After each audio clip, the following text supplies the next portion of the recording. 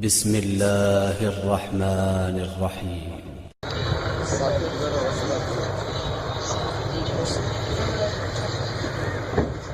نعرہ تکبیر، نعرہ رسالت، نعرہ حیدری، آواز بلند صلوات،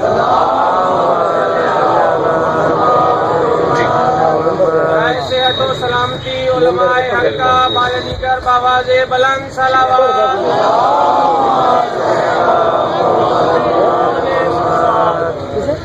فاتحة.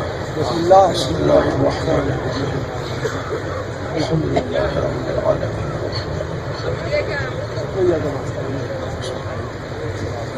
اهدنا الصراط المستقيم صراط الذين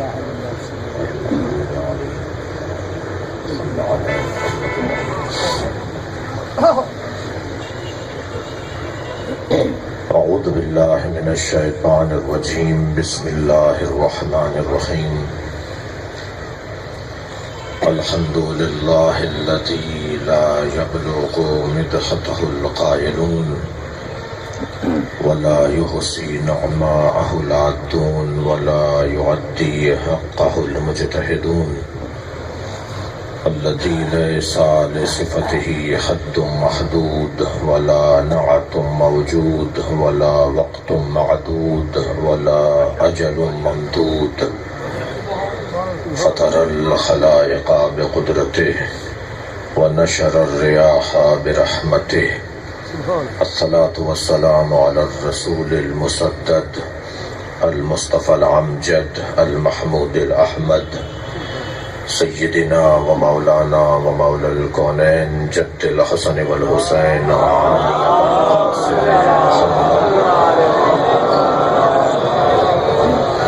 وآله الطيبين الطاهرين المعصومين الذين قال الله إنما يريد الله ليذهب عنكم الرجس أهل البيت ويطهركم تطهيرا.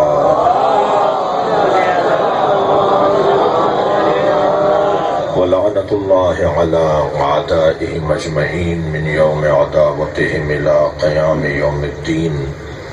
أما بعد، قال الحكيم في قرآن الكريم: بسم الله الرحمن الرحيم. ولسوف يعطيك ربك فترضى، ألم يجدك يتيما فآوى ووجدك ضالا فهدى ووجدك عائلا فأغنى فأما اليتيم فلا تقهر. صلوات.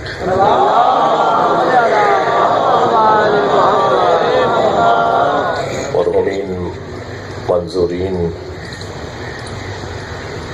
سید آغا حسنین احمد علی شاہ اور سید مقبول حسین ابن احمد علی شاہ کے اصال ثواب کے لیے سورہ فاتحہ تلاوت فرمائیں. بسم اللہ الرحمن الرحیم. الحمد للہ اهدنا الصراط المستقيم. بسم الله الرحمن الرحيم. والله بسم الله بسم الله الرحمن الرحيم. والله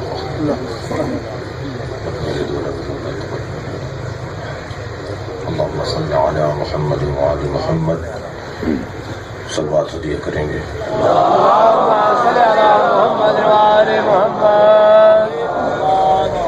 سورہ مبارکہ النجم کی 6 آیتیں میں نے آپ کے سامنے پڑھی ہیں سبحان اللہ. اور مختصر ترین آیات ہیں. 2 لفظوں پر مشتمل مکمل آیت ہے. ویسے بھی اللہ کا کلام اور علی کا کلام مکمل بھی ہوتا ہے، مختصر بھی ہوتا ہے.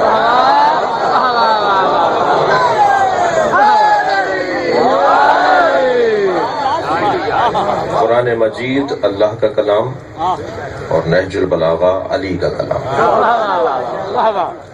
ایک خالق کا کلام ایک خالق کا کلام ہے، ایک مخلوق سے اونچا کلام. توجہ کر رہے ہیں، یہ میرا جملہ نہیں ہے، یہ نقن صاحب کا جملہ ہے، یہ علامہ قائد ملت جعفری علامہ مفتی جعفر حسین کا جملہ ہے۔ وہ کہتے ہیں نہج البلاغہ کو پڑھنے کے بعد اندازہ یہ ہوتا ہے کہ یہ خالق کے کلام سے نیچے ہے اور مخلوق کے کلام سے بلند ہے، مختصر بھی مکمل بھی، ورنہ مکمل بات ہونے کے لیے بعض اوقات مفصل بات کرنا پڑتی ہے، لمبی بات کرنا پڑتی ہے، لیکن یہ جلوہ الہی ہے کہ بات مکمل بھی ہے اور بات مختصر بھی ہے۔ قرآن مجید کی آیات میں ہمیں بہت ایسا دیکھنے کو ملتا ہے کہ جو کام پورا سورہ مبارکہ بقرہ کرتا ہوا نظر آتا ہے۔ قرآن کا سب سے بڑا سورہ سورہ بقرہ، 286 آیت ہے، اور قرآن کا سب سے چھوٹا سورہ سورہ کوثر، 3 آیتیں، یعنی قرآن کی 6000 سے زیادہ آیات میں جو پیغام ہے، جو دم ہے، جو طاقت ہے، وہ کبھی کبھی 3 آیتوں میں نظر آتا ہے۔ یہ معجزہ ہے کلام الہی کا، اور عجیب بات نہیں ہے کہ جو 1,24,000 نبیوں کی محنتوں کی ضامن ہو وہ ایک بی بی ہو۔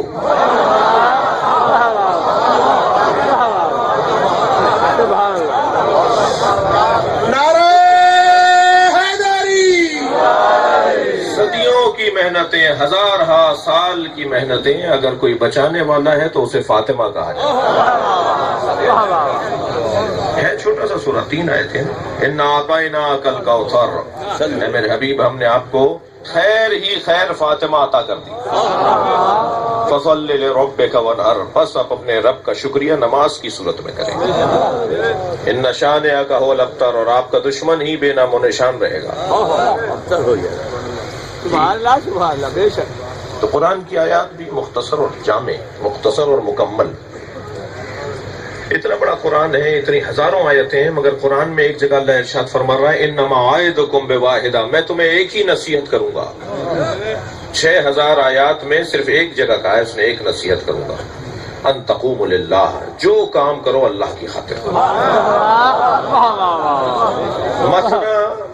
مثلا مل کر کرو، اجتماعی طور پر کرو، وفرادا، یا اکیلے رہ کے کرو۔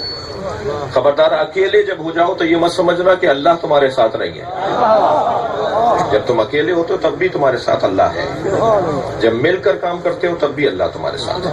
مل کر کرو یا اکیلے رہ کے کرو، کام اللہ کی خاطر کرو۔ یہ مجلس اللہ کی خاطر ہونا چاہیے، یہ نماز اللہ کی خاطر، ہر کام قربتاً اللہ، کوئی کام ہمارا اللہ کی مرضی اور اللہ کی رضایت سے ہٹ کرنا ہو۔ یہ اللہ کہہ رہا ہے میں ایک ہی نصیحت کر رہا ہوں، اپنے سارے کاموں پر اللہ کے ذکر کو غالب کر دو، اس کے علاوہ کوئی اور نصیحت نہیں ہے۔ ہمارے گھروں میں بڑی اچھی اچھی سینریاں لگی ہوئی ہیں، ڈرائنگ روموں میں، بیڈ روموں میں، ایک قرآن کی آیت کو خوش خطی سے لکھوا کر، اچھی سی سینری بنوا کر، اچھی سی فریم بنوا کر اسے اپنے گھر میں ایسی جگہ لگانے کی ضرورت ہے جہاں آتے جاتے اس پر نگاہ پڑے اور اس کو دیکھ دیکھ کر میرے رویے تبدیل ہو جائیں۔ اور وہ آیت ہے سورہ تکویر کی آیت ہے، 2 جملوں پر مشتمل آیت ہے، 2 لفظوں پر مشتمل ایک جملہ ہے، ایک آیت ہے۔ فَأَيْنَ تَذْهَبُونَ، کہاں جا رہے ہو؟ اللہ ہمیں آتے جاتے پوچھ رہا ہے کہاں جا رہے ہو؟ اگر جواب ہے دینے کے لیے تو جاؤ، ورنہ کہاں جا رہے ہو؟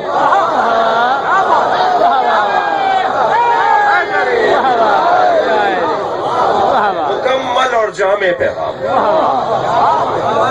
صلوات پڑھ لیں ذرا محمد و آلہ۔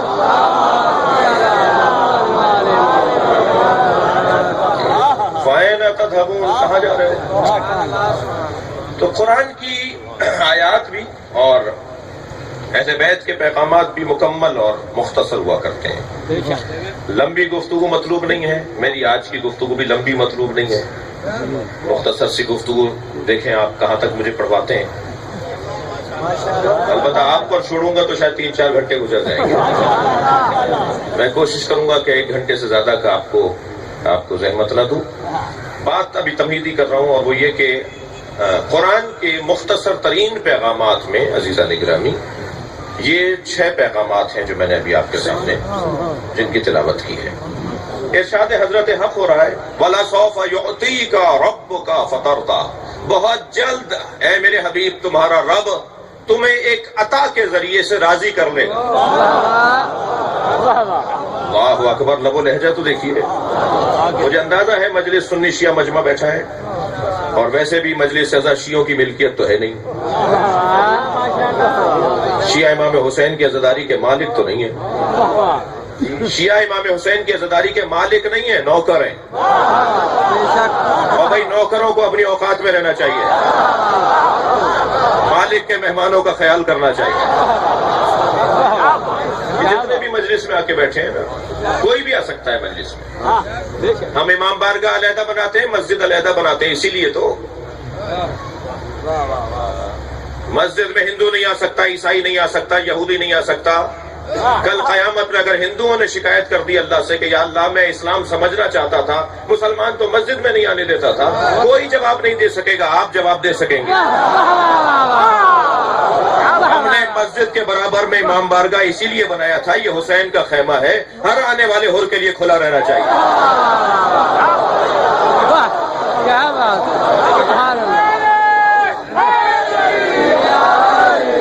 کوئی کسی پر پابندی نہیں ہے۔ مجھے حق نہیں پہنچتا کہ میں برابر والے سے پوچھو شیعہ ہو یا سنی ہو۔ اللہ نے یہ جو فرقے ہم نے بنائے ہوئے نا، یہ اللہ نے نہیں بنائے، یہ حنفی، مالکی، شافعی، دیوبندی، بریلوی، مثال جو مسلمانوں کے درمیان، یہ ہماری ضرورت تھی جو بنتے چلے گئے، اللہ نے نہیں بنائے۔ اللہ نے دو ہی مسلک بنائے ہیں، حسینیت اور یزیدیت، جسے قرآن میں شجرہ طیبہ اور شجرہ خبیثہ کے نام سے یاد کیا۔ اچھا، اگر اللہ تبرہ کرے تو قرآن ہے، میں کروں تو حرام ہے۔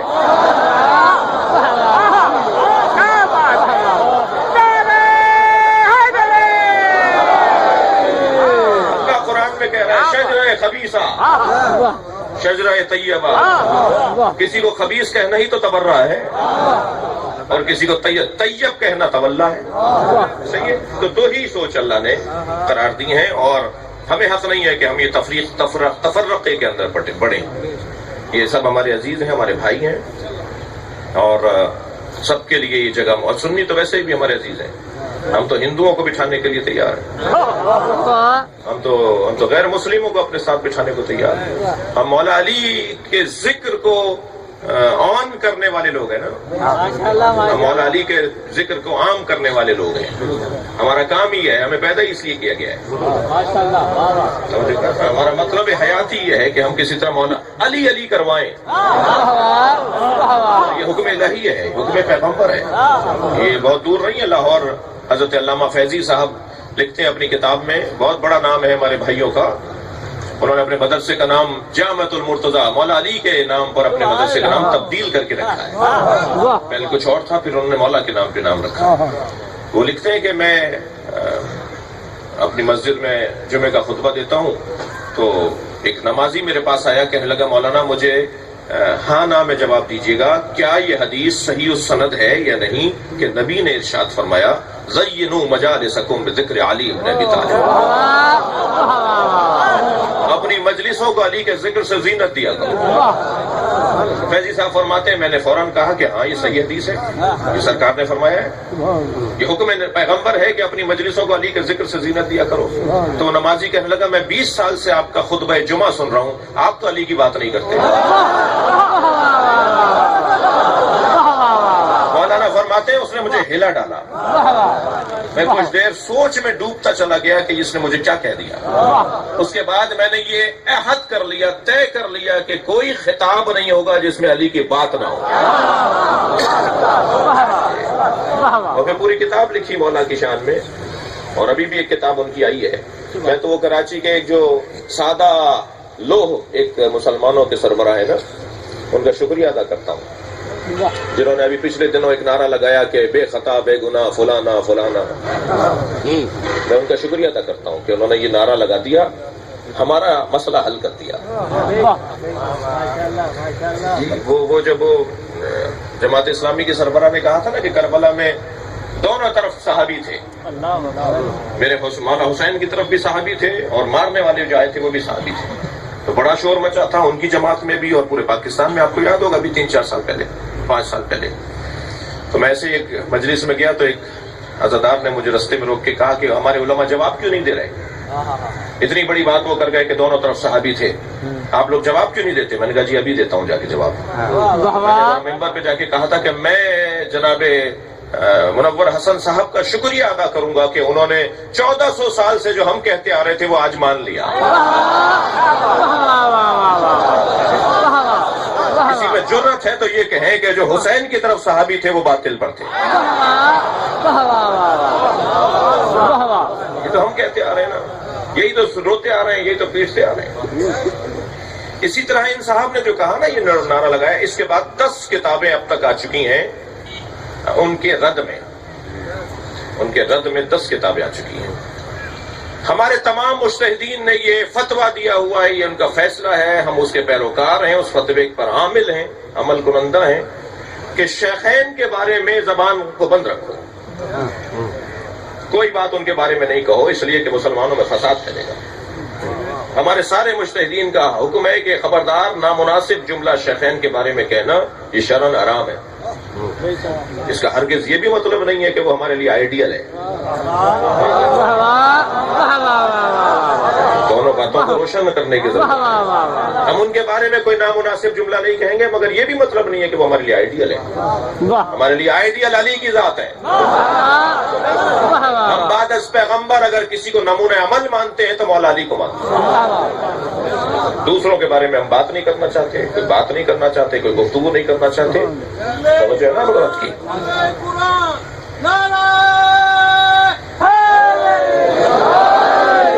میرا وہ کلپ چلایا جناب ڈاکٹر عمران خلیاقہ صاحب نے بول ٹی وی پر، جس پہ کافی ہمارے قوم میں بھی کچھ بعض لوگوں نے اس کو بات کو سمجھا نہیں. اگر میں یہ کہہ رہا ہوں کہ حضرت عائشہ کے بارے میں نامناسب جملہ کہنا شرعاً حرام ہے، تو یہ میں نے کب کہا ہے کہ وہ ہمارے لیے آئیڈیل ہے؟ یہ کہاں قائم ہے؟ یہ حرام اور حلال اور واجب اور یہ جو احکامات ہوتے ہیں، یہ کام ہے وہ مفتیان دین کا کہ وہ طے کر کے بتائیں کہ کیا کرنا ہے، ہمیں کیا نہیں کرنا. جسے 1 سے لے کے 10 تک عربی میں گنتی نہیں آتی وہ فتووں پہ تبصرہ نہیں کر سکتا. میرٹ کی بات ہے، قابلیت کی بات ہے، ایکسپرٹ کی رائے کی بات ہے. ہر شعبے میں ایکسپرٹ ہوتا ہے. دین کا بھی کوئی ایکسپرٹ ہے یا نہیں؟ جو دین کا ایکسپرٹ ہوگا وہی رائے دے گا. ایسا ہی ہے. تو اگر ہم کہہ رہے ہیں کہ ان کے بارے میں کوئی نامناسب جملہ کہنا صحیح نہیں ہے، تو اس کا یہ مطلب کہ کیوں نکال لیا جائے کہ وہ آئیڈیل ہے ہمارے لیے؟ ہمارے لیے آئیڈیل نہیں ہے. ہمارے لیے آئیڈیل بعد از پیغمبر اہل بیت کی ذات. عزیزان گرامی، اور یہ میرا نظریہ ہی نہیں ہے، یہ سارے سنیوں کا بھی ہے. بہت سے لوگ ہوتے ہیں مانتے ہیں بولتے نہیں ہیں. مفتی صاحب نے کہا تھا نا اپنے مجمع میں کہ علی ولی اللہ جو شیعہ پڑھتے ہیں اذانوں میں، یہ صحیح پڑھتے ہیں. تو ایک صاحب کھڑے ہو گئے جو سنی تھے، کہنے لگے مفتی صاحب شیعوں کا تو یہ نماز ایسی ہے، روزہ ایسا ہے، فلاں فلاں فلاں، ایک لمبی لسٹ بتاتی.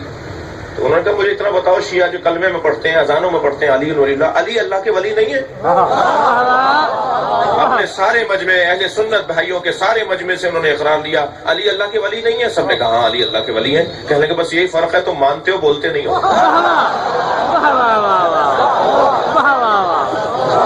کلمات پڑھ لیں ذرا محمد وآلہ. اسی طرح یہ جو مسئلہ ہے نا، تھک تو نہیں رہے میری بات؟ ماشاءاللہ ماشاءاللہ. اسی طرح یہ جو مسئلہ ہے کہ بعد از پیغمبر اگر کوئی صاحب فضیلت ہے تو ترتیب میں وہ علی ہے. یہ سارا عالم اسلام مانتا ہے، مگر بولتے کچھ ہیں. کوئی بولتا ہے. ہندوستان میں یوم حسین ہو رہا تھا، خواجہ نظام الدین ثانی، یہ جو دہلی میں جو مزار ہے نا نظام الدین اولیاء کا، ان کے سجادہ نشین، وہ خطاب کرنے آئے. کہنے لگے سنو بھائی، میں سنی ہوں مگر تفضیلی سنی ہوں. اور تفضیلی سنی اسے کہتے ہیں جو بعد از نبی علی کی فضیلت کا قائل ہو.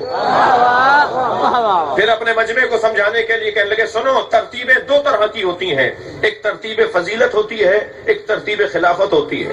علی ترتیب خلافت میں چوتھے ہیں مگر ترتیب فضیلت میں پہلے ہیں. اب یہ سنی عالم کا بیان ہے، میرے بھائی بڑے بزرگ عالم کا بیان ہے. انہوں نے کہا ترتیب فضیلت میں علی پہلے ہیں. تو مجمع میں سے ایک صاحب کھڑے ہو گئے، کہنے لگے مجھے ایک بات کا جواب چاہیے. فرمانے لگے کہو کیا کہنا چاہتے ہو؟ کہ مجھے یہ بتائیے جو ترتیب فضیلت میں پہلا ہو اسے ترتیب خلافت میں بھی تو پہلا ہونا چاہیے. تو الجھ کے کہنے لگے، الجھ کے جواب دینے لگے، کہنے لگے تمہیں 1,23,999 پیغمبروں کے بعد آنے والا پہلا سمجھ میں آتا ہے؟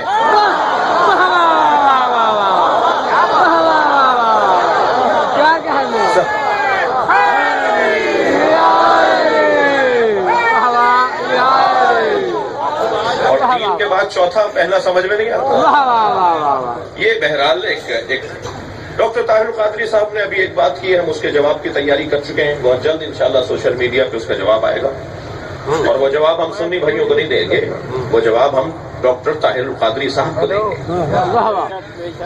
جو انہوں نے ابھی پچھلے دنوں کہا ہے کہ سیدہ کے ساتھ کوئی ظلم نہیں ہوا. یہ 100 سال پہلے شیعوں نے گھڑی ہے روایت، 100 سال سے پرانی ان کی کتابوں میں بھی روایت نہیں ہے، ہمیں کہہ رہے ہیں. ہم نے الحمدللہ کوئی 800 سال پرانی، کوئی 900 سال پرانی، کوئی 600 سال پرانی 36 اہل سنت کی کتابیں جمع کر لی ہیں، اور ہم جواب ڈاکٹر صاحب کو دیں گے، اہل سنت کو نہیں دیں گے. اہل سنت نے تو اعتراض ہی نہیں کیا، ڈاکٹر صاحب نے اعتراض کیا. ہم انہیں انشاءاللہ کھول کے دکھائیں گے کہ آپ کی کتابوں میں کیا لکھا ہوا ہے. اور یہ ہونا چاہیے، انہیں اعتراض کرنا چاہیے تھا، تب بھی ہمیں جواب دینا تھا، مگر انہوں نے تھوڑی سی بے ادبی بھی کی ہے شیعہ، پوری شیعہ قوم کی دل آزاری بھی کی ہے ہماری انہوں نے جی، جھوٹ اور رونا اور ڈرامہ اور ڈھونگ اور اس ٹائپ کے الفاظ. تو بہرحال علمی جواب دینا ہمارا کام ہے. ہم نے سیدہ کا نمک کھایا ہے، نمک کو حلال کرنا ہے ہمارا کام ہے، ہمیں جواب دینا ہمارا کام ہے. اور فرمائیں عزیزانی گرامی، تو سوال ہونا چاہیے، گفتگو ہونی چاہیے. میں اپنی قوم کے جوانوں میں بھی جو کبھی کبھی ہمیں سننے کو ملتا ہے کہ فلاں یہ عقیدہ رکھتا ہے، فلاں وہ عقیدہ رکھتا ہے، تو میں ان سے کہتا ہوں اس میں پریشان نہیں ہونا چاہیے، ہمیں بولنے دیجیے لوگوں کو. بس ایک نقطے پہ سب کو لے آئیے کہ جو بھی اپنا عقیدہ رکھتا ہے اس پہ دلیل ضرور رکھیے، بغیر دلیل کے بات نہ کرے. ہاتھوں برہانکم ان کنتم صادقین، سچے ہو تو دلیل لاؤ. روک پر دھونس پہ میں نہیں مانتا، میں اسے نہیں مانتا، بھائی تم کون ہو؟ یہ جملے طالب علموں کے نہیں ہوتے. میرا نظریہ یہ ہے، تم کون ہو؟ تم کہو قرآن یہ کہہ رہا ہے، تم کہو کہ حدیث یہ کہہ رہی ہے، تب تو وہ نظریہ قابل عمل ہوگا، قابل قبول کی کہلایا جائے گا. عزیزو، اللہ نے، توجہ چاہوں گا، اپنے حبیب سے یہ خطاب کیا، وَلَسَوْفَ يُعْطِيكَ رَبُّكَ، بہت جلد تمہارا رب تمہیں اپنی ایک عطا کے ذریعے سے فَتَرْضَى، راضی کرے گا. بھئی ساری دنیا اللہ کو راضی کر رہی ہے، اللہ مصطفیٰ کو راضی کرنا چاہتا ہے. یہ عظمت مصطفیٰ کا ایک مکمل باب ہے. کیا مسئلہ تھا جس کی بنیاد پہ سرکار کو اللہ راضی کرنا چاہتا ہے؟ کوئی پریشانی تھی، کوئی سرکار کے ذہن مبارک میں خیال تھا، سرکار کے ذہن مبارک میں کوئی تصور تھا، کوئی بات ہے کہ جس پہ وہ راضی ہونے کی بات ہو رہی ہے؟ پس منظر میں کوئی خیال ہے؟ جیسے غدیر کے موقع پہ یہ جو لہجہ آیا ہے نا اللہ کا، ان لم تفعل فما بلغت رسالتہ، اگر یہ کام نہیں کیا تو کچھ بھی نہیں کیا. یہ لہجہ بتا رہا ہے کہ سرکار کے ذہن مبارک میں ایک خیال تھا کہ اگر میں نے اعلان ولایت علی کر دیا تو فساد پھیلے گا. تو اللہ نے 2 پیغام دیے کہ ایک تو اگر یہ نہیں کیا تو کچھ نہیں کیا، اور دوسرا واللہ یعصمک من الناس، اللہ تمہیں لوگوں کے شر سے بچائے گا. اس کا مطلب ہے کہ سرکار کے ذہن مبارک میں کوئی شر پھیلنے کا تصور تھا کہ میں اعلان ولایت علی کروں گا تو فساد ہوگا، جھگڑا ہوگا، کوئی کھڑا ہوگا، کوئی شور مچائے گا. اچھا، مشاہدہ بھی تھا سرکار کا. یہ تو میں جب اپنا اعلان کر رہا تھا کہ جب 3 دن تک کھانا کھانے کے بعد یہ فساد پھیلاتے رہے، یہ تو پھر علی کا اعلان ہو رہا ہے. جب میرے اعلان پر ہی یہ ان سے ہضم نہیں ہو رہا تھا، دعوت ذوالعشیرہ میں اعلان نبوت ہی ان سے ہضم نہیں ہو رہا تھا، تو اعلان ولایت ان سے ہضم کیسے ہوگا؟ تو یہ سرکار کو ذہن مبارک میں تو تھا کہ وہاں بھی 3 دن جھگڑا ہوتا رہا، کھانا کھاتے رہے، جاتے رہے، مجلس کو بگاڑتے رہے. اور یہاں میں اعلان کروں گا تو وہاں تو 30-35 لوگ تھے، یہاں تو 1 لاکھ سے زیادہ لوگ ہیں. تو سرکار کے ذہن مبارک میں کچھ تھا، لیکن اللہ نے اعلان کیا اگر آپ نے یہ نہیں کہا تو کچھ بھی نہیں کہا. اور اور لوگوں کے شر سے اللہ آپ کو بچائے گا. واہ واہ اچھا شر تو وہاں بھی ہوا تھا, وہاں کیوں نہیں کہا اللہ نے کہ میں تمہیں لوگوں کے شر سے بچاؤں گا؟ واہ واہ بڑی گردن ہلاتے رہیے, میری بات اگر جا رہی ہے. دعوت ذوالعشیرہ میں جھگڑا تو ہوا, مگر وہاں اللہ نے نہیں کہا کہ میں تمہیں لوگوں کے شر سے بچاؤں گا. واہ جھگڑا یہاں بھی ہوا, ایک شخص نے کھڑے ہو کر اعتراض کیا. توجہ کر رہے ہیں؟ ایک شخص نے کھڑے ہو کے حارث بن نعمان فہری نے کھڑے ہو کر کہا یہ آپ نے اللہ کی طرف سے کہا ہے, یہاں اپنی طرف سے کہا ہے, جو اپنے بھائی کو ہمارے اوپر آپ حاکم بنا رہے ہیں. میرے مولانا نبی نے فرمایا میں کوئی بات ہی نہیں کرتا مگر یہ کہ اللہ مجھے کہتا ہے. تو کہنے لگا اگر اللہ ہی نے کہا ہے تو پھر اللہ سے کہیے کہ وہ آسمان سے پتھر گرائے اور مجھے مار ڈالے. یہ بھی آپ نے دیکھ لیا کہ بغض علی کا بیمار عذاب ہی مانگتا ہے.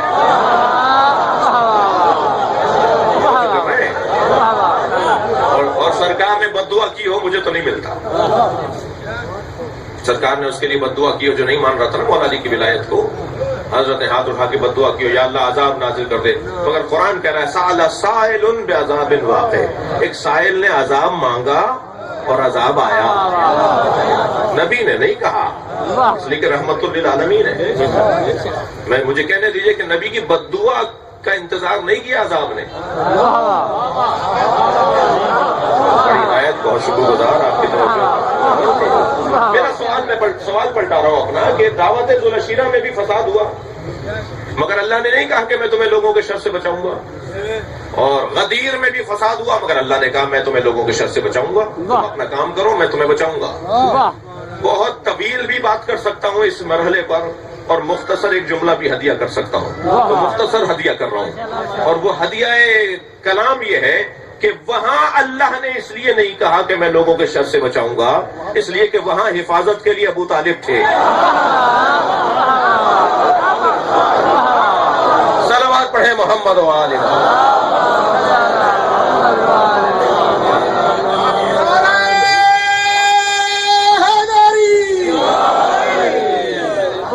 تیسرے دن جب یہ کھانا کھا کے جانے لگا نا ابو لہب اور اس کے ساتھی, تو حضرت ابو طالب نے اس کا گریبان پکڑا اور زمین پہ پٹکا. ادھر اسے ایک ہاتھ سے زمین پر گرایا, دوسری طرف نبی کو دیکھ کر کہا قوم یا سیدی و مولائی, کھڑے ہو جاؤ میرے مولا. بڑے جگر کی بات ہے اپنے بچے کو اپنا مولا ماننا. قوم یا سیدی,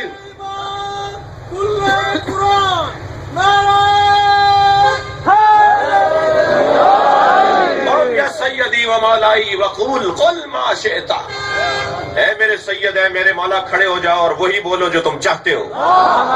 اللہ اکبر. مجھے تعجب ہے مسلمانوں پر کہ حضرت ابو طالب کا کلمہ ڈھونڈ رہے ہیں, ابو طالب کا کلمہ ڈھونڈ رہے ہیں. جملہ کہوں ماشاءاللہ, یہ ابو طالب کا کلمہ ڈھونڈ رہے ہیں, کلمہ ابو طالب کو ڈھونڈتا ہے. جب ابو طالب حمایت کریں گے تو اعلان توحید ہوگا. میں نے پوچھا ایسے ہی ایک بھائی سے کہ توحید کا سب سے پہلا اجتماع خانہ کعبہ میں ہوا؟ کہنے لگے نہیں. میں نے کہا کیوں نہیں ہوا؟ کہنے لگے وہاں بت تھے. میں نے کہا پھر کہاں ہوا؟ کہنے لگے ابو طالب کے گھر.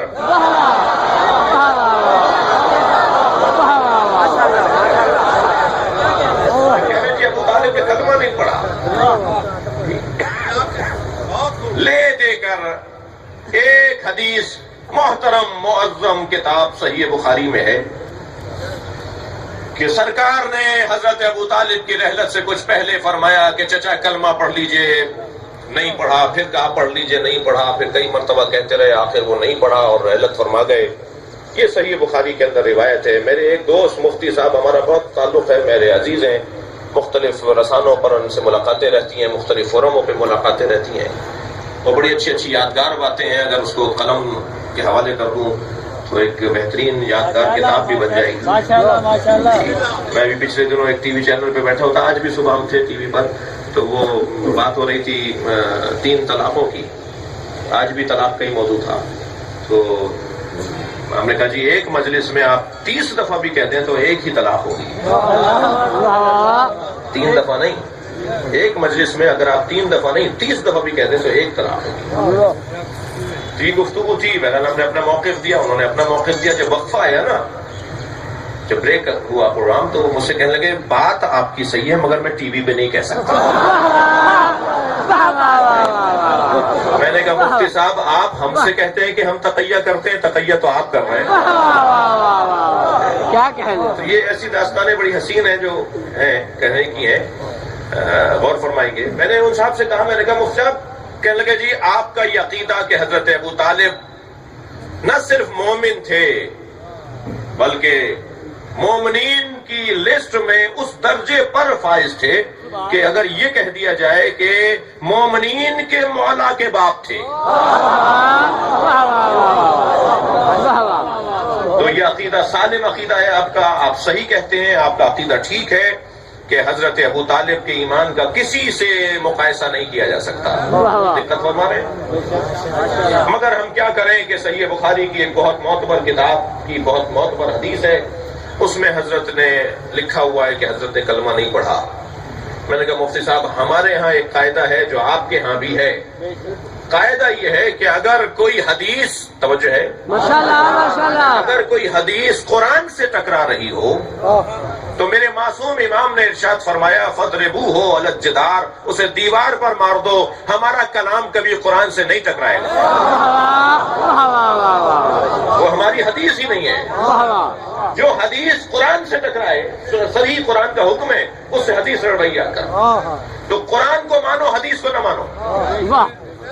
میں نے کہا آپ کے یہاں یہ قاعدہ ہے؟ کہنے لگے جی ہمارے یہاں بھی قاعدہ ہے, قرآن سے اگر کوئی حدیث ٹکرائے گی ہم اسے نہیں مانیں گے, چاہے اس کی سند ٹھیک ہو, چاہے اس کا متن ٹھیک ہو, وہ حدیث ہی نہیں ہے.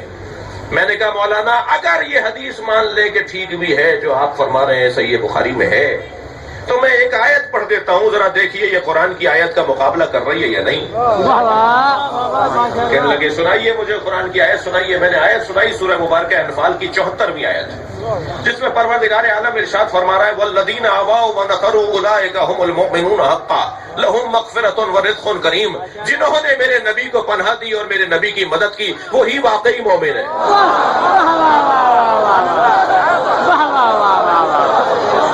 صلوات پڑھیں گے محمد و آل محمد. پکار کر کہہ رہا ہے والذین آواؤ, جنہوں نے میرے نبی کو پناہ دی. لاؤ ڈھونڈ کے کس نے پناہ دی, بتاؤ جگر پہ ہاتھ رکھ کے کون اپنے بیٹے علی کو بستر پہ سلاتا تھا تاکہ مصطفیٰ بچ جائے. کبھی عقیل کو سلاتے تھے, کبھی طالب کو سلاتے تھے کہ کسی طرح میرا بچہ بچ جائے, میرا مصطفیٰ بچ جائے, میرے بچے مر جائیں. جگر کی بات ہے, حوصلے کی بات ہے. یہ جب میرے نبی نے کہا تھا نا علی میرے بستر پہ سو جاؤ, اور مولا نے بے ساختہ فرمایا کیا آپ کے بستر پہ میرے سونے سے آپ کی جان بچ جائے گی؟ تو سرکار نے فرمایا تھا ہاں میری جان بچ جائے گی. تو پہلا کام تو علی نے سجدہ شکر کیا تھا. ایک بزرگ عالم دین کا جملہ ہے, علی نے سجدہ شکر اسی لیے کیا تھا جو مشق میں بچپن سے کر رہا اس مشق پر عمل کا مرحلہ آ گیا. یا اللہ تیرا شکر ہے تو میری خاطر میری وجہ سے میرے نبی کو بچا رہا ہے. لکھا ہے ایک بزرگ عالم دین نے کہ اگر 21 رمضان کو علی شہید نہ ہوتے نا تب بھی علی شہید تھے. جیسے حضرت اسماعیل ذبح نہیں ہوئے اور ذبیح اللہ کہلاتے ہیں, اس لیے کہ پیش تو ہو گئے نا اللہ کے سامنے, ایسے علی نے اپنی جان دے کر اپنے آپ کو شہادت کے درجے میں پہنچا دیا. وہ اور بات ہے کہ علی بھی زندہ ہیں, علی بھی حاضر ہیں, علی بھی موجود ہیں اور نبی بھی موجود ہے. اور اللہ کے تو کام بھی ویسے نرالے ہیں. غار میں نبی کے ساتھ حضرت موجود تھے. مکڑی نے جالا تن کر بتایا نہیں ہے, کبوتری نے انڈے دے کر گھونسلہ بنا کے رستے میں بتایا نہیں ہے. یہ پیروں کے نشان دیکھتے دیکھتے غار کے دہانے پر پہنچے, پیروں کے نشان بتا رہے ہیں کہ اندر ہیں, مکڑی کا جالا بتا رہا ہے نہیں ہے, کبوتری کے انڈے بتا رہے ہیں, گھونسلہ بتا رہا ہے نہیں ہے. غار میں نبی ہیں, اللہ انتظام کر رہا ہے نہیں ہے. بستر پر نبی نہیں ہے, علی کو لٹا کر اللہ انتظام کر رہا ہے. بھائی مہیا کر رہا ہے۔ واہ واہ اللہ کے کام دیکھے آپ نے؟ واہ اللہ کے کام ہی نہیں رہے۔ کیا کہنے، سبحان اللہ، اب مجھے تسلی دیجیے، تھکے تو نہیں ہیں؟ ماشاء اللہ ماشاء اللہ۔ وَلَا سَوْفَ يُؤْتِيكَ رَبُّكَ فَتَرْضَىٰ، اے میرے حبیب بہت جلد تمہارا رب تمہیں ایک عطا کے ذریعے سے راضی کرے گا۔ واہ واہ میں پھر سوال دوہرا رہا ہوں، وہ کون سی اللہ کی عطا ہے جس پہ نبی راضی ہوں گے؟ واہ واہ اللہ اکبر،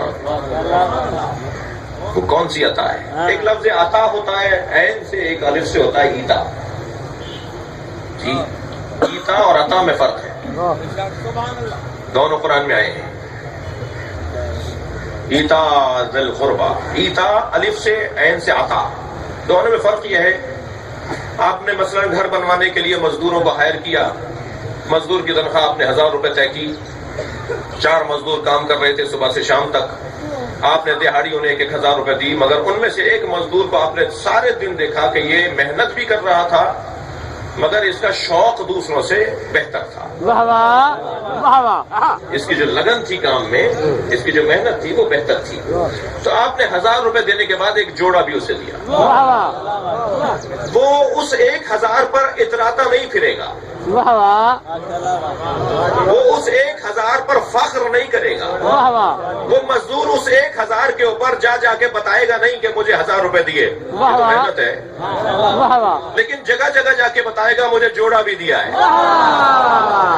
کیا کہہ رہے، عزیزان گرامی، اللہ نے اپنے حبیب کو جو دیا ہے اس میں عطا علیحدہ ہے اور ایتا علیحدہ ہے۔ واہ واہ جو واہ سرکار کی محنتوں کے بدلے میں دیا ہے وہ ہے اجرت، واہ واہ، اور جو سرکار کے شوق کی بنیاد پر دیا ہے اسے کہتے ہیں فاطمہ۔ سبحان اللہ سبحان اللہ،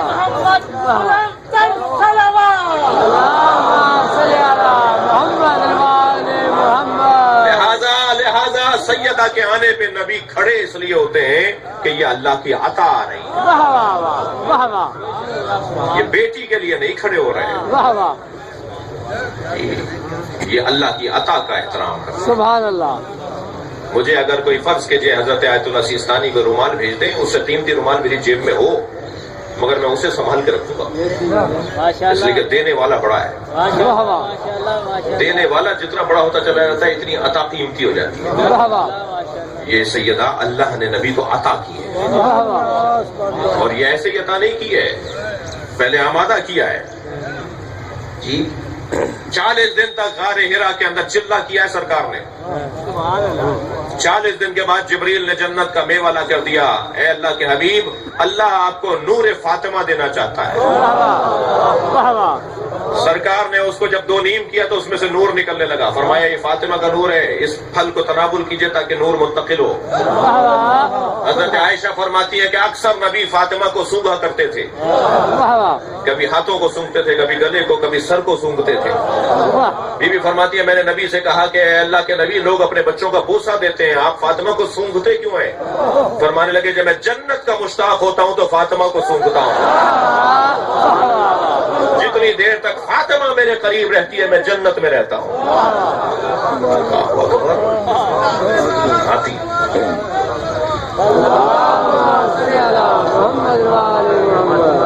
آتی ہیں سیدہ تو سرکار کھڑے ہو جاتے ہیں، ہاتھوں کا بوسہ لیتے ہیں، اپنی جگہ پر بٹھاتے ہیں، واہ واہ، خاص احترام کرتے ہیں سیدہ کا، اس لیے کہ عطا پروردگار ہے۔ وَلَا سَوْفَ يُؤْتِيكَ رَبُّكَ فَتَرْضَىٰ، بہت جلد تمہارا رب تمہیں ایک عطا کے ذریعے سے راضی کرے گا۔ واہ واہ، اتنی محنتیں بچیں گی کیسے؟ فیکٹری لگانا آسان ہے، اسے چلانا اتنا ہی مشکل ہے۔ فلاں مہنگی گاڑی خریدنا آسان ہے، شاید مشکل ہو تو اتنا ہی مشکل اس کو بچانا چلانا ہے۔ توجہ ہے نا؟ ماشاء اللہ، قائد اعظم پاکستان بنا کے چلے گئے، وہ ہوتے تو ان سے ہم پوچھتے کہ چلانے والوں سے پوچھئے کہ کتنا مشکل ہے۔ واہ واہ، بنانا مشکل ہے، چلانا بھی تو مشکل ہے نا۔ 1,24,000 نبیوں کی محنتیں بچیں گی کیسے؟ واہ واہ، یہی ذہن مبارک کے پیغمبر میں آ رہا تھا، یہ بچیں گی کیسے؟ اللہ نے کہا گھبراؤ نہیں، ایک فاطمہ سے بچاؤں گا، واہ واہ واہ، قیامت تک فاطمہ کے نام پہ اللہ کا دین بچے گا۔ واہ واہ، اللہ اکبر، سنی بھائی بیٹھے ہوئے ہیں، علماء کرام اہل سنت کے تشریف فرما ہیں. مفتی شام زئی صاحب اہل سنت دیوبندی مسلک کے مفتی جو کراچی میں مارے گئے، انہوں نے عقیدہ ظہور مہدی کتاب لکھی ہے جو تک 30 مرتبہ چھپ چکی ہے. امام زمانہ پر کتاب لکھی ہے، امام مہدی پر کتاب لکھی ہے. اور مفتی جناب محمد ہاشم صاحب جو مولانا مفتی ہمارے جو رویت ہلال کمیٹی کے چیئرمین ہیں، منیب الرحمان صاحب کے مدرسے کے مفتی ہیں، وہ انسائیکلوپیڈیا لکھ رہے ہیں امام مہدی پر. ان کا کہنا ہے کہ میں کم سے کم 50 جلد کتاب وہ لکھوں گا، لاؤں گا نکال کر، کہ جو اہل سنت نے امام مہدی پر لکھی ہے. اب تک 3 ان کی کتابیں آ چکی ہیں. اس وقت وہ دوروں پر ہیں، مختلف ممالک کا سفر کر رہے ہیں تاکہ امام مہدی پر اہل سنت کا جو کام ہے وہ سامنے لے کر آئیں. ہم تو چاہتے ہیں کہ اس موضوع پہ کام ہو. جتنا اہل بیت کے قریب ہوگے نا اتنا اتحاد بڑھے گا. اہل بیت کا ذکر ہمیں توڑتا نہیں ہے، جوڑتا ہے. ایسا ہی ہے نا. تو اس میں لکھا ہے مفتی صاحب نے، مفتی شام زئی صاحب نے پہلے 3 4 صفحے کے اوپر کہ یہ مسلم نظریہ ہے کہ امام مہدی اولاد فاطمہ ہے. یعنی عالمی سطح پر، کائنات کی سطح پر جس کا انتظار ہو رہا ہے وہ جناب زہرا کا بیٹا ہے. یہ اللہ یہی تو کہنا چاہ رہا ہے کہ میں ساری محنتوں کو بچاؤں گا.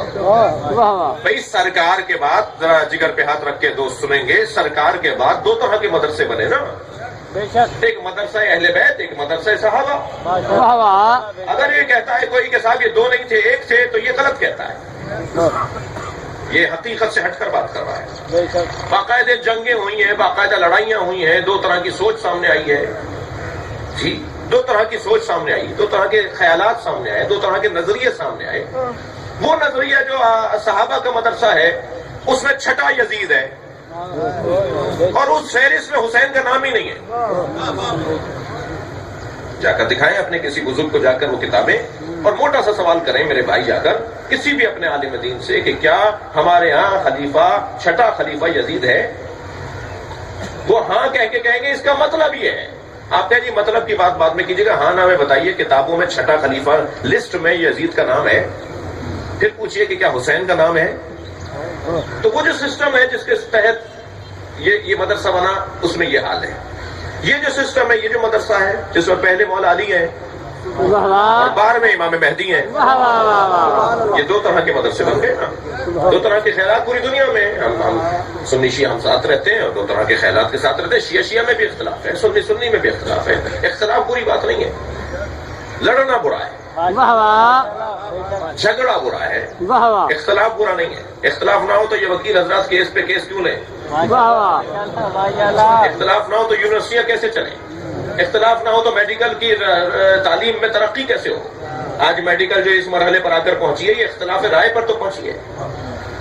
ہماری کتابیں، ہمارے ہاں اگر اختلاف فتویٰ موجود ہے تو یہ تو حسن ہے. بات وہ بھی صحیح ہے، بات وہ بھی صحیح ہے. ایک وکیل یہ دلیل دیتا ہے، یہ بھی صحیح کہہ رہا ہوتا ہے. اس کے رد میں دلیل دے رہا ہوتا ہے، وہ بھی صحیح کہہ رہا ہوتا ہے. دونوں غلط نہیں ہوتے. ماشاءاللہ ماشاءاللہ ماشاءاللہ.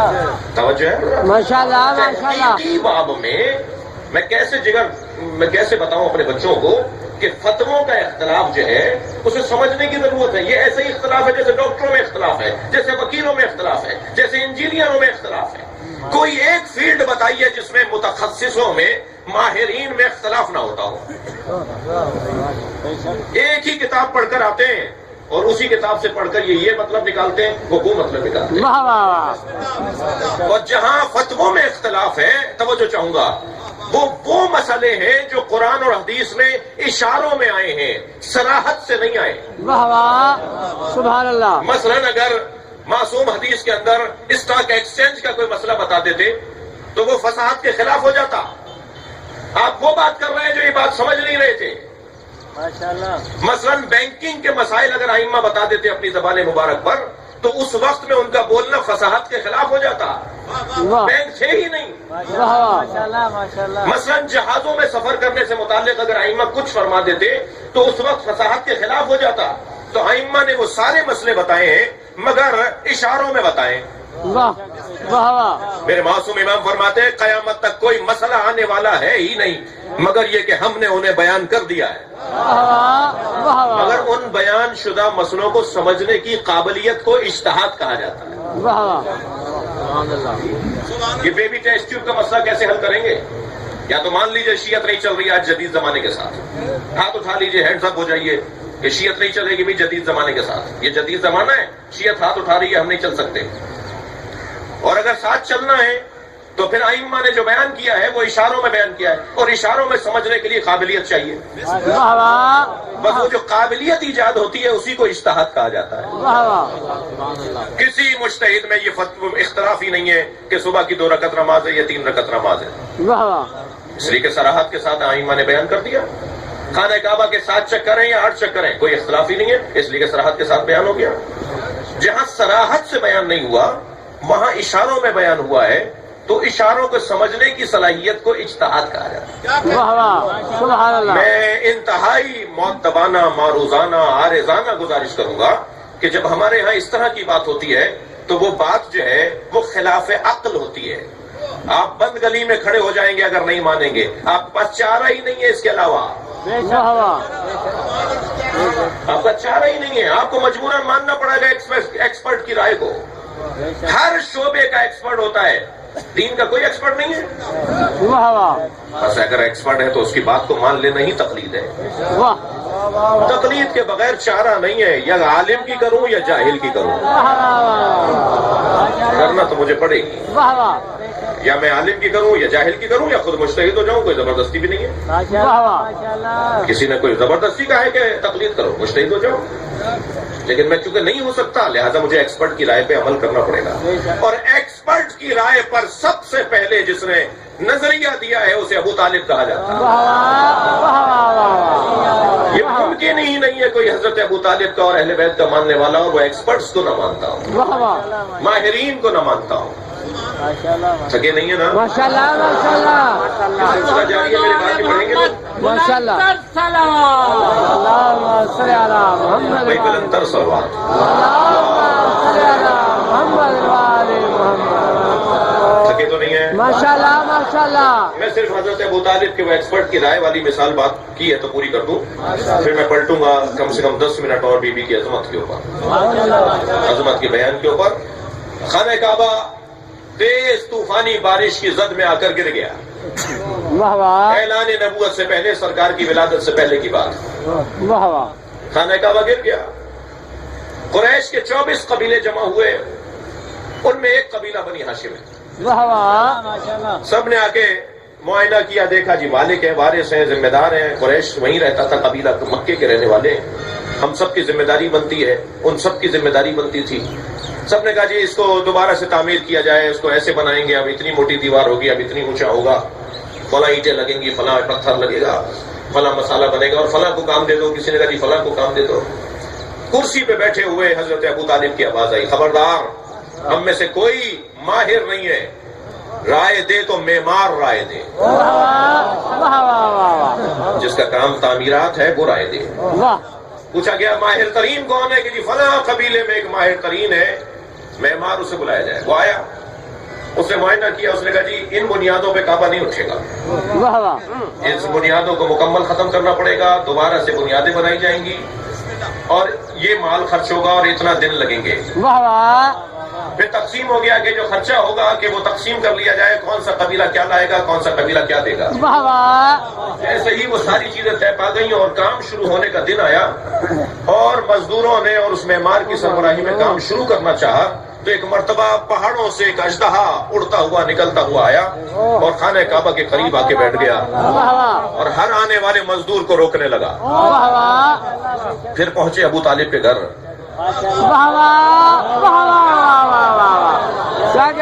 یہ تو پرانا دستور ہے نا، ان کو سب کو پتا ہے کہ مشکل کہاں سے حل ہوتی ہے۔ پہنچے حضرت ابو طالب کے گھر، ابو طالب ایسا ماجرا ہے، آپ اپنے گھر سے نکلے، اس اژدہا کو دیکھا، ایک جانب اس اژدہا کو دیکھا، خانہ کعبہ کو دیکھا، وہ جو مال جمع ہوا تھا اسے دیکھا، بہت دیر تک حضرت ابو طالب اس مال کو جو مٹیریل جمع تھا اسے دیکھتے رہے، اور ایک مرتبہ جیسے کوئی پیغام ذہن میں ڈالا گیا ہو، جیسے وہی ہوئی ہو، پلٹے قریش کے سرداروں کی طرف اور آواز دے کر کہا حرام مال سے کعبہ نہیں بنے گا،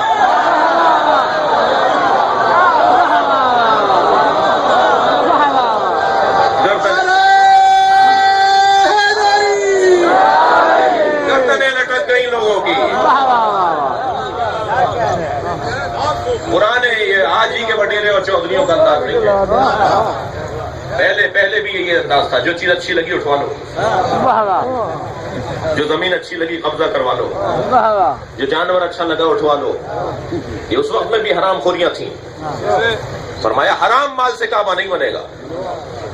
खफा नहीं होइएगा मुझसे, हराम माल से कब्जे की जगह पर मस्जिद नहीं बनेगी। वाह वाह मुझे एक पॉलिटिशियन जो इस वक्त कौमी असेंबली के मेंबर हैं, वजीर भी हैं, मुझसे कहने लगे शिया हजरात कब्जा करते हैं तो अलम लगाते हैं, सुन्नी हजरात कब्जा करते हैं तो मस्जिद बनाते हैं। मैंने कहा आप लोग चाइना कटिंग खा जाते हैं, आप पूरा मुल्क खा जाते हैं। आपको सुन्नी तो नजर आता है मस्जिद बनाता हुआ कब्जा करता हुआ, आपको शिया तो नजर आता है अलम लगाता हुआ कब्जा करता हुआ। आप खुद कहाँ हैं? मगर आपकी बात सही है, कब्जे की जगह पर इबादत नहीं होती। वाह वाह मैंने उनसे कहा कब्जे की जगह पर इबादत नहीं होती। अगर मैं मालिक मकान को किराया नहीं दे रहा तो मेरी नमाज बातिल है वहाँ। वाह वाह वाह वाह वाह अब एक जुमला सुन लीजिए, मैं तो मीठी बातों के साथ कड़वी बातें भी करता हूँ। वाह वाह जब अल्लाह की 2 रकत नमाज वहाँ नहीं होगी तो मौला अब्बास की न्याज कैसे हो जाएगी? क्या कह रहे? सुभान अल्लाह। कब्जे के घर पर मौला हुसैन की मजलिस कैसे हो जाएगी? वाह वाह अगर कब्जे की जगह पर अल्लाह का घर नहीं बन सकता तो इमाम हुसैन का इमाम बारगाह कैसे बन सकता? वाह जी हजरत अबू तालिब ने फरमाया हराम माल से काबा नहीं बनेगा। सब गर्दन लटका के खड़े हो गए। कुछ दिन के बाद वो माल दोबारा से लाना शुरू किया वाह और जब सारा हलाल माल जमा कर लिया तो अजदहा तो जा नहीं रहा। वाह वाह आ गए अबू तालिब, अजदहा नहीं जा रहा, यहाँ माल जमा हो चुका है। दोनों हाथों को उठा के कहा तुझे तेरे मुस्तफा का वास्ता। वाह वाह एक मर्तबा आसमान से एक परिंदा नाजिल हुआ और उस अजदहे को उठा कर ले गया। वाह वाह वाह एक्सपर्ट की राय वाह वाह तवज्जो कर ली। माशाल्लाह। अजीजान गिरामी, मेरी और आपकी किस्मत बहुत बुलंद है कि हम जिस दरवाजे पर बैठे हैं उस दरवाजे से अच्छा दरवाजा नहीं है। वाह वाह दुनिया कहाँ बैठी है मुझे इससे गरज नहीं, वाह वाह अगर मैं जहाँ बैठा हूँ वहाँ से जन्नत का रास्ता बनता है, वाह वाह वहाँ से तरक्की की राहें बनती हैं। वाह देखिए अल्लाह ने हमें फितरी तौर पर कमाल तलब खलक किया है। वाह हम सब कमाल जू लोग हैं, हमें कमाल अच्छा लगता है। किसी के नजदीक कमाल इल्म है तो वह अहले इल्म से दोस्ती करता है, इल्मी मजलिसों में जाता है, इल्मी महफिल में शिरकत करता है। वाह वाह किसी के नजदीक कमाल शोहरत है तो वो मशाहीर के पास जाता है, जी उनसे दोस्ती करता है, उनसे ताल्लुकात बनाता है। किसी के नजदीक कमाल हुस्न ज़ाहिरी है तो हसीनों के दरवाजों पर नजर आता है। वाह किसी के नजदीक कमाल शजाअत और बहादुरी है तो वो बहादुर लोगों से दोस्ती करता है। किसी के नजदीक कमाल सखावत है तो वह अहले दिल से ताल्लुकात बनाता है। वाह वाह अल्लाह नहीं चाहता था कि लोग दर दर की ठोकरें खाएं, वाह एक ही घर में सारे कमालात रख दिया। इनसे ज्यादा इल्म किसी के पास नहीं है,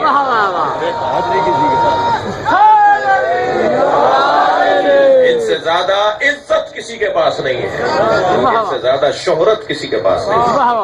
इल्म का आलम तो यह है, फरमाते हैं कि मैं जमीन के रस्तों से ज्यादा आसमान के रस्ते जाऊँ। अल्लाहु अकबर। अगर किसी ने अली के लहजे में बात कर भी दी ना तो उसे निभाना मुश्किल हो जाएगा। जिस लहजे में अली बात करते हैं कोई और उस लहजे में बात नहीं कर सकता।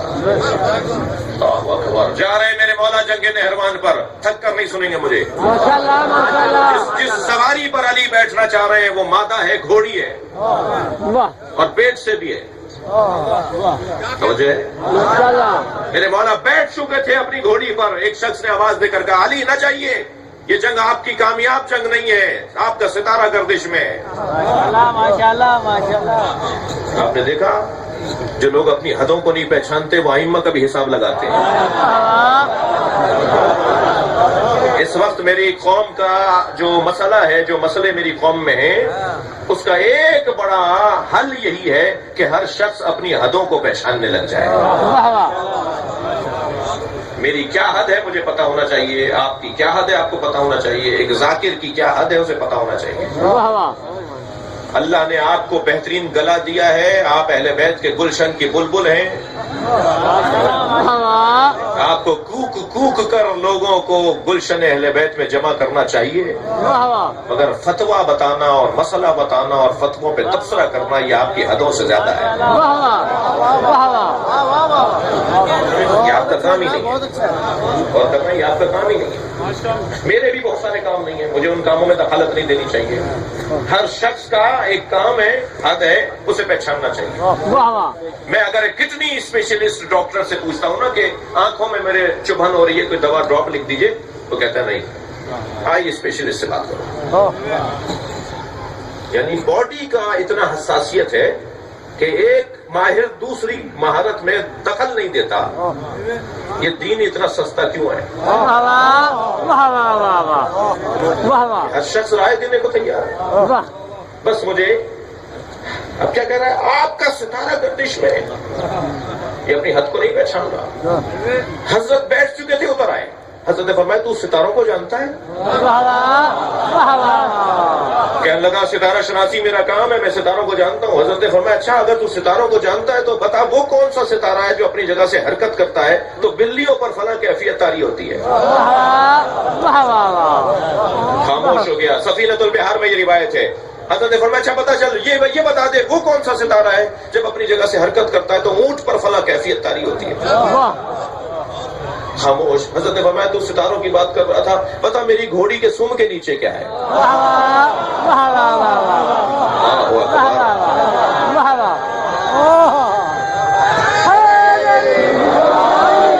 جواب ہی نہیں آیا۔ حضرت نے فرمایا تو آسمانوں کی باتیں کر رہا تھا، تو زمین کو نہیں جانتا۔ پھر میرے مولا 2 قدم آگے بڑھے اپنی گھوڑی کی طرف، اس کے شکم پر ہاتھ رکھ کے فرمایا بتا اس میں نر ہے یا مادہ؟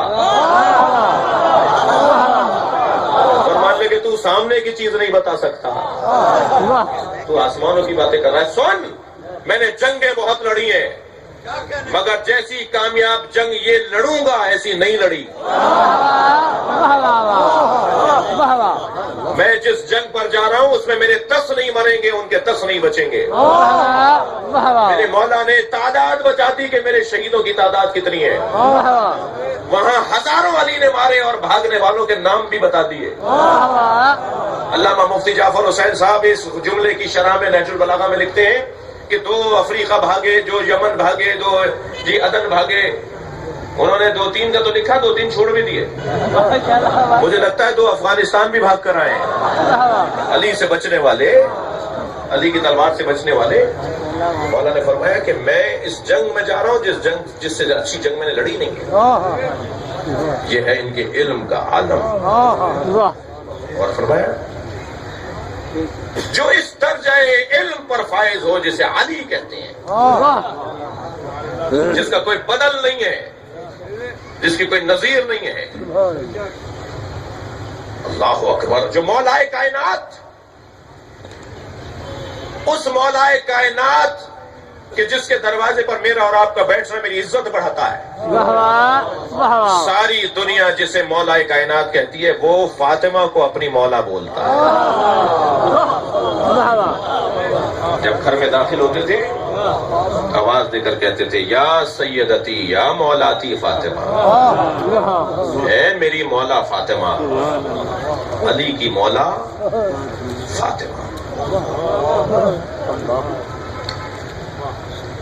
کوئی برابر نہیں ہے علی کے سوائے فاطمہ، کوئی برابر نہیں ہے فاطمہ کے سوائے مولا علی۔ رشتے ہوتے ہیں برابری کی بنیاد پر۔ میں اپنی تسلی کو کہتا ہوں کف تلاش کرو، کف حقیقی ہو ہی نہیں سکتا۔ ظاہری چیزوں کو ہم دیکھتے ہیں کہ جی وہ بھی شکل صورت کا صحیح ہے، یہ بھی صحیح ہے، وہ بھی ایسے پڑھے ہوئے ہیں، یہ بھی اتنا پڑھی ہوئی ہے، وہ خاندان بھی اچھا ہے، یہ خاندان بھی اچھا ہے، وہ بھی مومن ہے، یہ بھی مومن ہے۔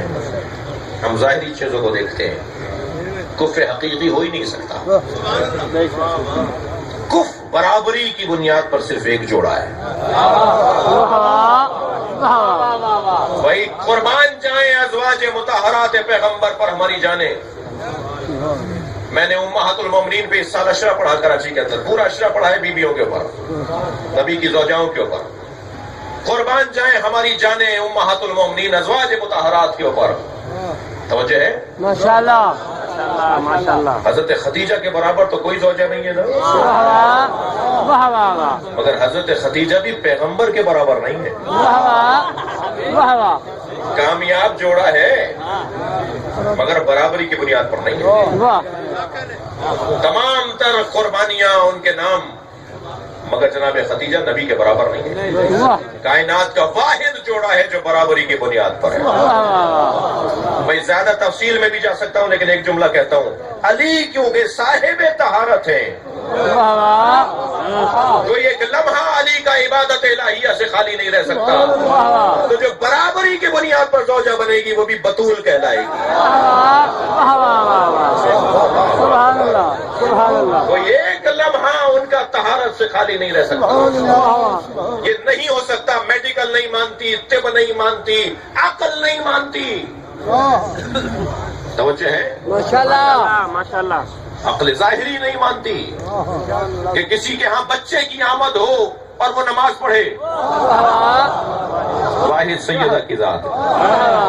یہاں گود میں امام حسن آئے، فوراً 2 رکعت نماز پڑھ کے بتائیے میں بطول ہوں۔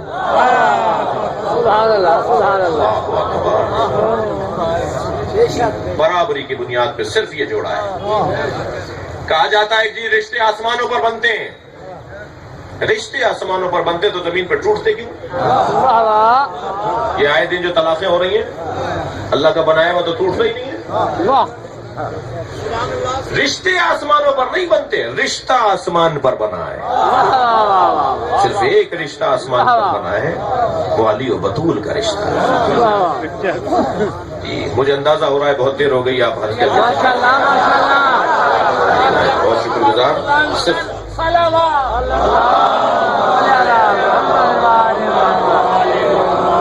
صرف ایک رشتہ آسمان پر بنا ہے اور وہ جناب زہرا کا مولا علی کا۔ فرمایا فاطمہ میں تمہارا عقد علی سے کر رہا ہوں، بتاؤ تمہارا مہر کیا رکھوں؟ کون کہہ رہا ہے؟ یہ اللہ۔ اے فاطمہ میں تمہارا عقد علی سے کر رہا ہوں، بتاؤ تمہارا مہر کیا رکھوں؟ میری بیوی نے فرمایا میری بابا کی امت کی بخشش، امت مصطفیٰ کی بخشش میرا مہر ہے۔ فرمایا نبی کو وحی بھیج کر علی اے میرے نبی علی کا عقد میں نے عرش پر 70,000 فرشتوں کی گواہی میں پڑھا دیا، میں نے آپ کی امت کی بخشش ذریعہ قرار دیا ہے فاطمہ کے مہر۔ آپ زمین پر فاطمہ کا علی سے نکاح پڑھا دیجئے۔ یہاں بھی نکاح ہوا بی بی کا، وہاں بھی پڑھایا گیا، یہ رشتہ وہاں سے بن کر آیا ہے۔ مہر امت کی بخشش، مہر دیتا کون ہے؟ تھوڑا گردن ہلائیے، بات کیجیے، مہر کون دیتا ہے؟ شوہر۔ آہستہ سے بول رہے ہیں، نہیں دیا کیا؟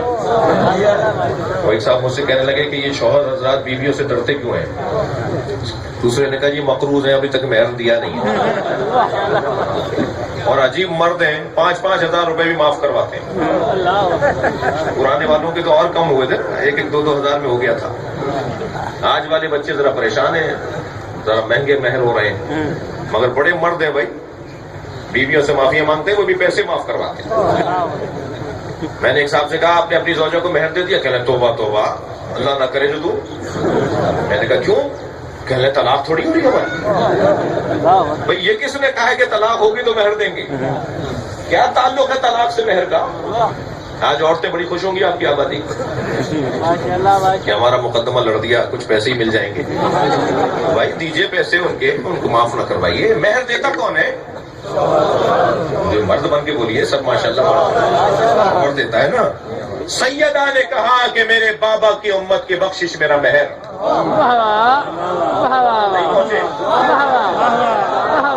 بھائی بخشوائے گا کون؟ علی، علی بخشوائیں گے۔ پوری امت مصطفیٰ کو اگر کوئی بخشوائے گا تو اسے علی کہتے ہیں۔ بخشوا کے جنت میں اگر کوئی لے جائے گا تو اسے علی کہتے ہیں.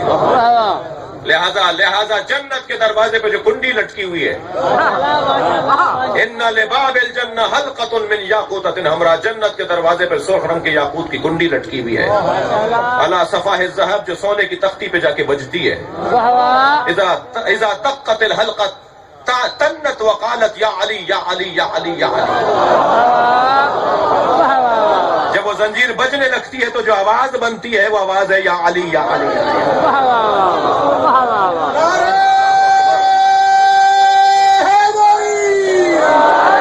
حضرت آیت اللہ جوادی عاملی فرماتے ہیں، میں نے اپنے استاد علامہ محمد حسین طباطبائی سے پوچھا، استاد جنت کے دروازے پہ علی علی کی صداؤں کا فلسفہ کیا ہے؟ بھائی جنت کے دروازے پر پہنچے تو علی علی کی آوازیں آ رہی ہیں، اس کا فلسفہ کیا ہے؟ تو استاد نے بے ساختہ فرمایا، جس کے گھر جاؤ گے اسی کا تو نام لوگے. صلوات پڑھے محمد و آلہ.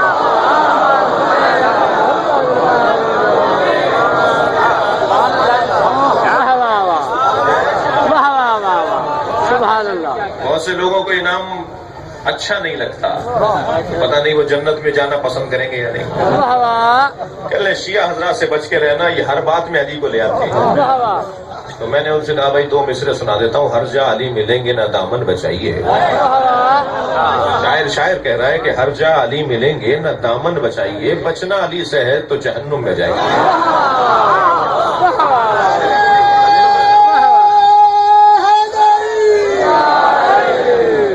ہمارا تو اڑنا بیچھونا، ہمارا تو مرنا جینا، ہمارا تو اٹھنا بیٹھنا علی علی ہے بھائی. میری تو طاقت ہی مولا کا نام ہے، ہماری تو زندگیوں کا حاصل ہی علی کا نام ہے. ہم نے تو اس کی خاطر قربانیاں دی ہیں اور مزید دینے کو تیار ہیں، مسلسل قربانیاں دینے کو تیار ہیں. ہمارا دشمن بڑا بے وقوف ثابت ہوا. اول تو میں پاکستان میں اپنا دشمن کسی کو ماننے کو تیار نہیں. جب یہ میلسی کا 96 کا واقعہ ہوا تھا، مجلس پہ جو حملہ ہوا تھا، کون سا علاقہ تھا؟ دو کوٹا میں. تو وہ مجھے یاد ہے، میں اس وقت میں اتفاق سے ملتان میں تھا، ہاسپٹل میں میں زخمیوں اور شہیدوں کی خدمت میں رہا کچھ دیر. تو ہم نے تو مسلسل جنازے اٹھائے ہیں، مگر اس کے باوجود یہ جو ہمارے نام کے ساتھ اپنا نام جوڑ کے پاکستان کی دیواروں کو کالا کرتے پھرتے تھے نا، وہ آج کہیں منہ چھپائے بیٹھے ہیں. میں تو اپنا دشمن، کوئی ہمارا دشمن نہیں ہے پاکستان. میں انہیں اس لیے اپنا دشمن ماننے کو تیار نہیں ہوں کہ ہم سے دشمنی کرنے کے لیے قابلیت چاہیے جو ان میں نہیں ہے.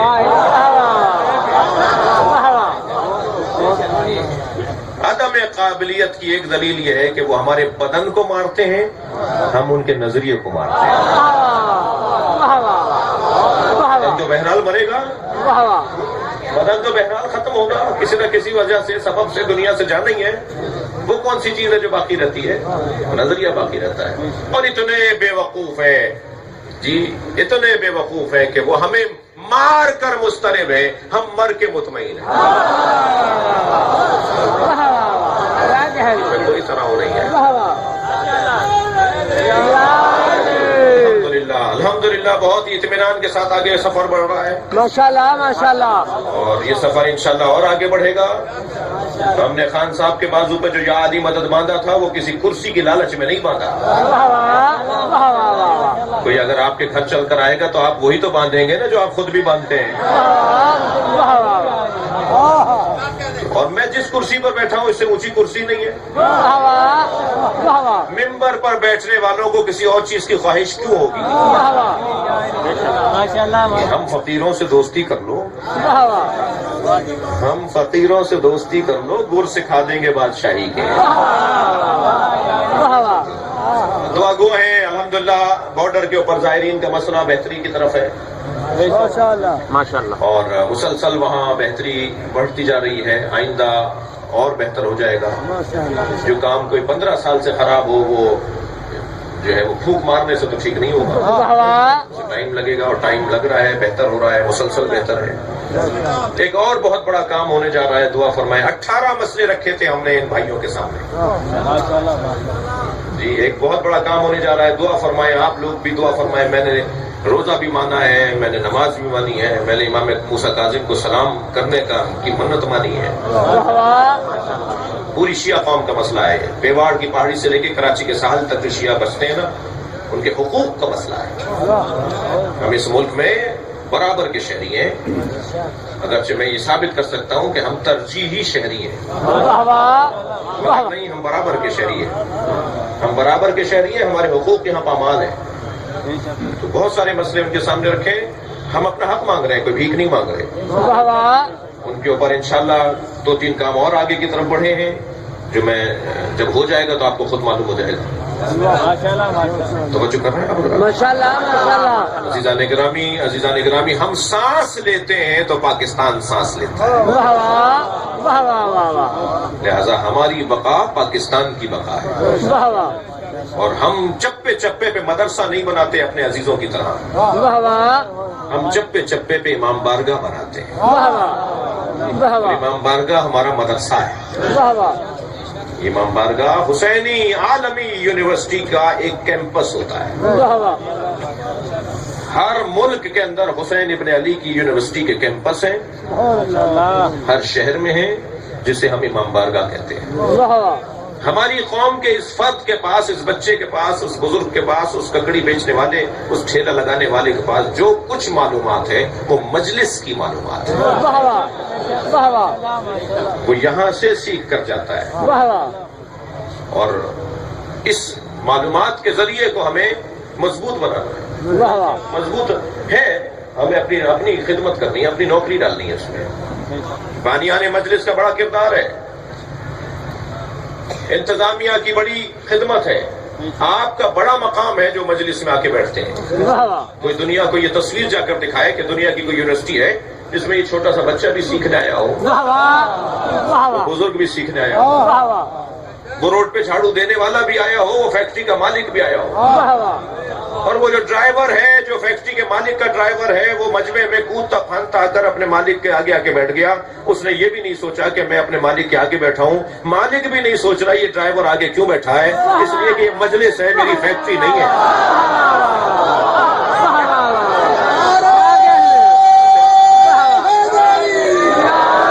اس سے بہتر نظام تربیت اور کیا ہوگا، جہاں میری میں مٹائی جاتی ہے۔ اگر آپ ہمارے لیٹسٹ ویڈیوز کے بارے میں جاننا چاہتے ہیں تو ہمارے چینل کو سبسکرائب کریں اور بیل آئیکن کو پریس کریں۔ شکریہ۔